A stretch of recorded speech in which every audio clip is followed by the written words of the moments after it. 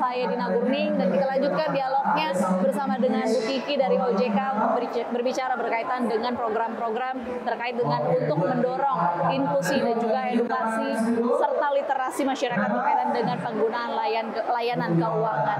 Kalau dari Bu Kiki sendiri, ini adalah ada program dari Otoritas Jasa Keuangan yang sudah diluncurkan sejak 22 Agustus 2024, yaitu Gerakan Nasional Cerdas Keuangan atau Gencarkan. Bagaimana evaluasi dari pelaksanaan program ini, Bu Kiki?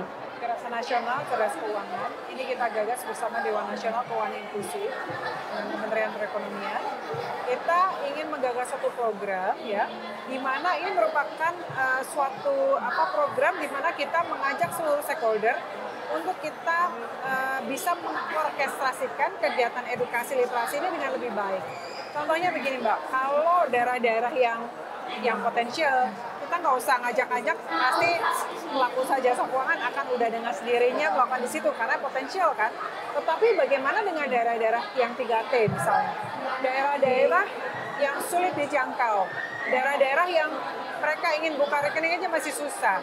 Kita nggak usah ngomong di luar Jawa. Saya pernah di beberapa titik di Pulau Jawa yang secara akses sulit ya, kemudian mungkin secara akses kepada internet juga susah dan lain. Mereka pengen buka rekeningnya masih susah. Makanya perlu agen laku pandai yang kadang-kadang nggak sampai juga ke daerah tersebut karena menuju rumah tersebut mesti naik gunung lah segala macam. Yang waktu itu saya sampaikan, loh ternyata walaupun di Pulau Jawa akses juga belum semua merata, apalagi di daerah. Kalau kita sampaikan bisa di OJK yang di Kalimantan menyampaikan untuk mencapai daerah-daerah tertentu harus naik boat 2 jam, 3 jam ya. Ada daerah yang jauh sekali harus dijangkau dan sebagainya. Itulah yang kita harus orkestrasikan supaya pelaku jasa keuangan tuh mau ke tempat-tempat tersebut. Jadi akses inklusi keuangan yang merata. Tapi sekali lagi saya sampaikan Mbak, bahwa akses inklusi keuangan yang bertanggung jawab. Jadi kenapa bertanggung jawab? Karena kami juga menangani pelindungan konsumen ya dan pengawasan market conduct, bahwa tidak boleh memaksakan inklusi keuangan pada kelompok yang tidak sesuai dengan produk jasa keuangan tersebut. Misalnya, untuk produk yang sophisticated ya, tidak boleh kita tawarkan untuk mereka yang buat sehari-hari susah dan sebagainya, itu nggak boleh. Jadi kita harus melihat bagaimana latar belakang dari masyarakat tersebut atau latar belakang dari individu, produk apa yang harus dilakukan. Nah, kembali di program Gencarkan tadi Mbak, kita targetkan ya supaya beberapa segmen ya. Pertama untuk pembukaan rekening simpel, simpanan pelajar. Saat ini kan kita udah melihat sekitar 80% pelajar Indonesia sudah punya rekening tabungan yang nilainya sekitar 57 triliun rupiah.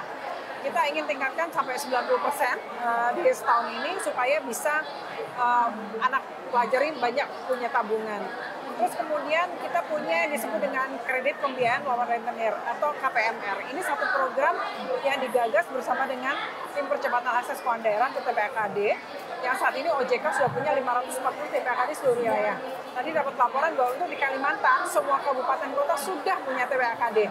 Nah kita inginnya ya mungkin yang sekarang belum ini untuk provinsi baru yang baru terbentuk di Papua, tapi yang lain itu most of them udah. Kita punya program Mbak kredit pembiayaan lawan rentenir. Bagaimana kalau di daerah-daerah kita melihat ya kadang-kadang penjual-penjual di pasar dan macam mereka itu kena pada rentenir Mbak Dina. Jadi kan kita kasihan ya, sedih ya. Kenapa? Karena mereka kalau suruh datang ke PUJK atau ke bank mereka minder ya, atau mereka kayaknya itu takut atau mereka nggak mau ninggalin dagangannya kan rugi. Misalnya dia ngurus setengah hari ke bank kan dagangannya siapa yang ngurusin? Atau mereka nggak digital savvy, mereka belum bisa ngaksesnya untuk yang fintech seperti itu. Akhirnya yang nangkep mereka adalah rentenir-rentenir tersebut yang sangat mencekik leher. Nah kita juga harapan kita KPMR ini akan nilainya meningkat di seluruh daerah supaya mereka-mereka yang misalnya bawa-bawa di pasar dan lain-lain yang butuh pembiayaan yang mungkin nggak terlalu besar dan mereka butuh cepat dan lain-lain bisa kita support dengan kredit pembiayaan lawan rentenir ini dengan bunga yang sangat rendah bahkan di beberapa daerah ada sampai 0%. Nah kita men-challenge sih Mbak Dina, misalnya bank-bank di daerah, ayo jangan kalah sama rentenir dong. Kalau rentenir tuh bisa dengan friendly datang nih walaupun nanti nagihnya galak ya. Tapi gimana sih, ayo kamu bersaing dalam arti kecepatannya, kemudahannya, dan kalau rate-nya pasti lebih murah yang dari legal, karena biasanya ilegal itu rate-nya tinggi banget kan. Jadi kita challenge kebut. Jadi dari simpanan pelajar, kemudian kredit yang melawan rentenir, terus kemudian untuk asuransi yang segmen prioritas, misalnya untuk petani, nelayan dan lain-lain. Apalagi kita tahu salah satu faktor yang sangat berpengaruh terhadap inflasi misalnya bawang, cabai. Nah itu gimana sih bisa mengeluarkan produk-produk yang bisa menjamin ya mereka supaya itu juga nanti kita bisa menjaga tingkat inflasi di daerah dan sebagainya. Jadi banyak sekali yang kita targetkan untuk dicapai di program Gencarkan. Baik, masih berkaitan dengan data yang sudah Bu Kiki juga tadi ada beberapa yang disebutkan begitu. Kalau kita mengacu dari survei nasional literasi dan inklusi keuangan terbaru dari OJK, tingkat literasi keuangan masyarakat Indonesia ini ada di level 65,43%. Sementara tingkat inklusi keuangan adalah sebesar 75,02%. Lalu bagaimana evaluasi dari OJK terkait dengan capaian ini dan apa lagi yang akan dilakukan oleh OJK untuk meningkatkan level atau persentase ini mungkin untuk menuju atau menjangkau kisaran 80 hingga 90%, Bu Kiki? Setiap 3 tahun sebelumnya sudah melakukan survei nasional literasi keuangan. Nah, tahun kemarin untuk pertama kalinya kita bekerja sama dengan BPS.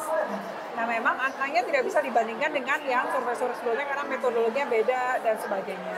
Tetapi kita percaya yang ini lebih robust dan dengan metodologi yang sudah BPS gunakan.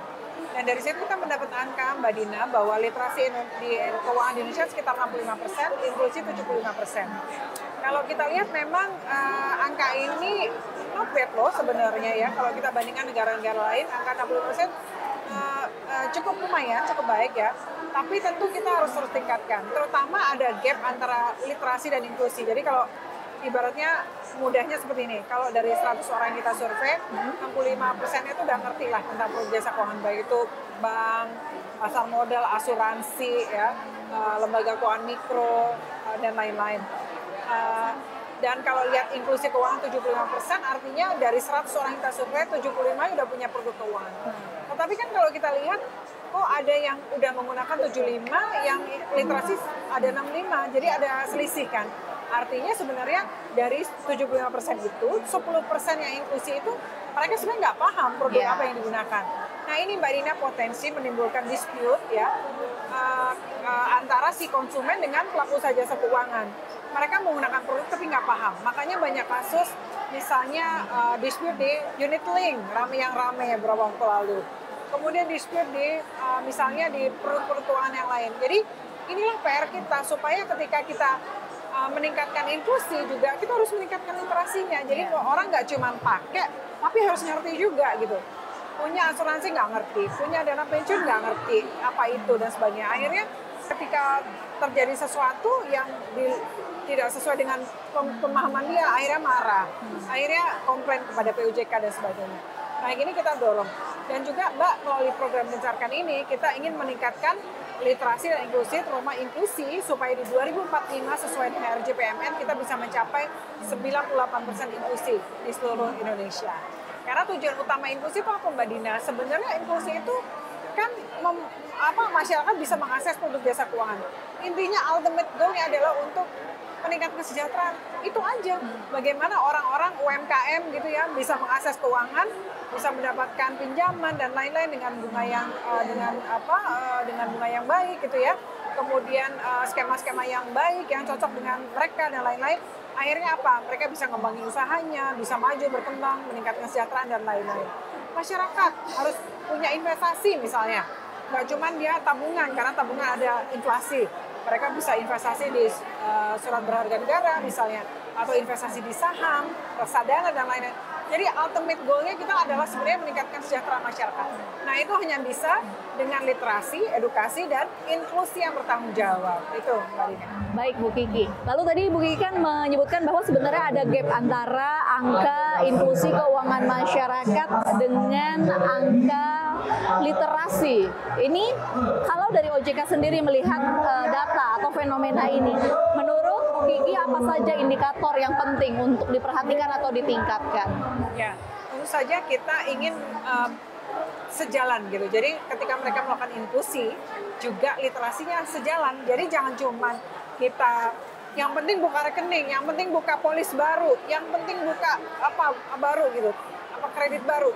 Padahal dia nggak ngerti, itu yang bahaya. Jadi kita mau inklusi meningkat dibarengi dengan tingkat literasi yang juga meningkat. Nah Mbak, kami kan di Undang-Undang P2SK dapat mandat itu sebagai Kepala Eksekutif Pengawas Perilaku Pelaku Jasa Keuangan, Edukasi dan Perlindungan Konsumen. Tadi edukasi sudah secara jelas saya sampaikan, pelindungan konsumen juga ini satu yang harus kita dorong si pelaku jasa keuangan, ya sektor keuangan untuk juga punya mekanisme yang baik untuk penanganan pengaduan ya. Karena kita selalu yakinkan kalau konsumenmu itu loyal, happy ya, kalaupun ada salah-salah, ada miss, tapi kamu memperlakukan dengan baik gitu ya, pasti mereka loyal dan itu akan sesuatu yang baik kan buat perusahaan. Dan berikutnya kami juga dari aspek pengawasan perilaku pelaku. Jadi sekarang mereka itu pelaku jasa keuangan tahu bahwa mereka tidak hanya diawasi secara prudensialnya saja dari aspek misalnya rasio-rasio keuangan, kesehatan dan lain-lain, tetapi dari perilakunya, Mbak Dina. Jadi kalau mereka misalnya kita lihat apa sih yang terjadi di dispute ini kenapa? Oh, ketika menawarkan mereka tidak sesuai, hanya menyampaikan manfaatnya, resikonya nggak disampaikan dan lain-lain. Kita lihat dari life cycle produk. Misalnya satu produk itu ketika didesain ya, life cycle kan dari desain, pemasaran ya, after sale dan lain, kita lihat apakah udah good faith, apakah dengan niat baik.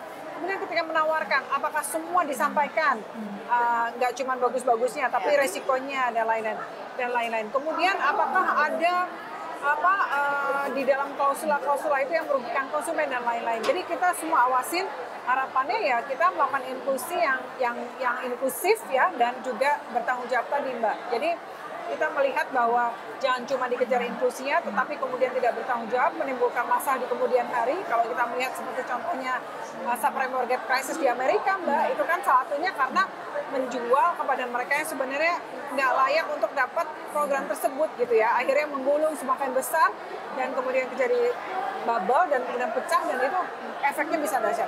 Kita juga nggak mau seperti itu. Waktu itu kan seperti program produk unit link dan lain-lain. Ya. Tapi kita semua sudah sepakat untuk saling memperbaiki ya, produknya diperbaiki.